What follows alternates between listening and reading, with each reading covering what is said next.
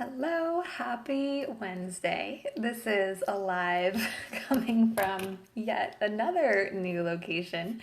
We are currently with my parents, a few 4 hours away from home, and I'm taking a little break from remote working to do part two of the resilience video. And I'm really glad that I never come across as fancy because I haven't showered today yet.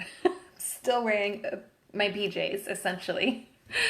And when I was recording a video to send to a client, I think it was 11:30 at night a couple nights ago, my cat came in the back and peed during my video to a client. And it just made me feel very, very good about the fact that I never try to be or pretend to be anything that I'm not. It has served me well during this evacuation. So thank you for letting me just be unfancy. Okay, so I want to talk about part two of being resilient. And if you checked your inbox, then you already know what the one word is that you need to have in your back pocket in regards to resilience. And it's totally life. Hi, Kate. Okay, I spoiled it. The word is okay. And again, if you read the email, the background is that I have gotten, practice makes perfect. I have gotten really good at listening to my unconscious, subconscious.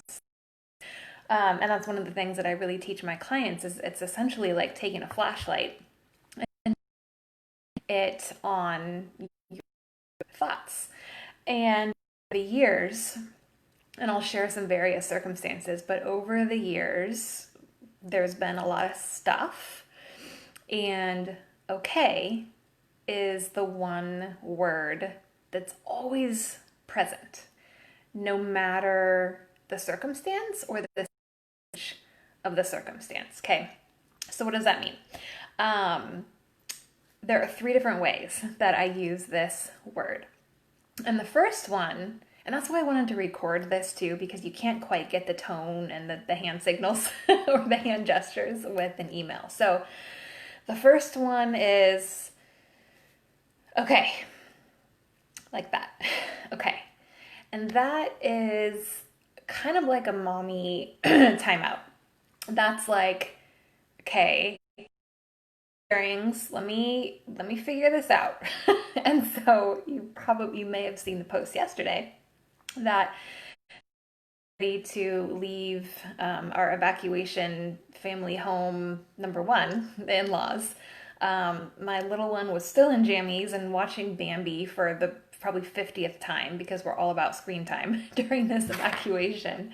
My husband was bringing my big kid out and about. He got home and locked the keys in the truck. And the dog was in there too. And it was a very hot day in the full sunlight, and he's ready to blow a gasket. And I'm like, okay. So, my okay, like, okay, we're going to call a tow truck. So, sometimes that okay is just giving yourself a minute to kind of process and figure out what the next best step is. And the next okay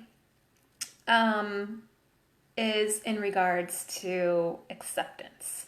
So it's something like, more like this, like, okay, acceptance. And so I I almost wanted to go back on and do another live, whatever day it was that I filmed the part one resilience, because I don't feel like I made it clear. I don't think I alluded to it at all, that being resilient doesn't mean that you never struggle. It doesn't mean that you never feel beaten down. It doesn't mean that you never break down. It's part of it. You can't be resilient if you're not facing anything that makes you be resilient. So the second okay, okay, is the acceptance.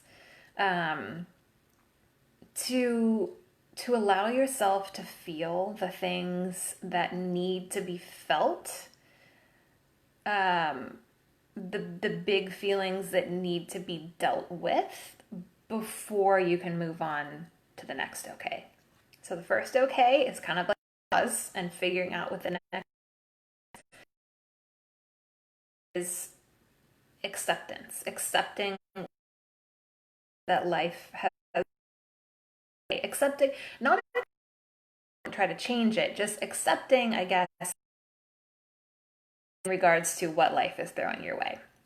And then the third okay, my favorite, and it's more like this. Okay. Meaning you've paused, you've dealt with whatever, big feelings need to be dealt with, and now you're going to fucking get up and figure out how you're going to rise up. And that's my favorite. And so those are the three okays. And I hope that they serve you. I want you to be aware of which stage of these okays that you're in. In fact, if you could put it in the comments, I would love to know if you are 1, 2, or 3 right now on your path to being or becoming resilient. Are you dealing with the acceptance, or are you ready to dust yourself off, stand up, and find your fighting spirit? So which one are you? And then in thinking about resilience, I remembered I think it was my freshman year in high school, which was of course just a few years ago, and we had to memorize a poem. And I don't recall how I stumbled on this poem, and I'm going to share it with you because it really was thinking about resilience. So the poem is Die. It's by Edmund, Vance, Cooke. Okay, so here it goes. Did you tackle that trouble came your way with a resolute heart and cheerful,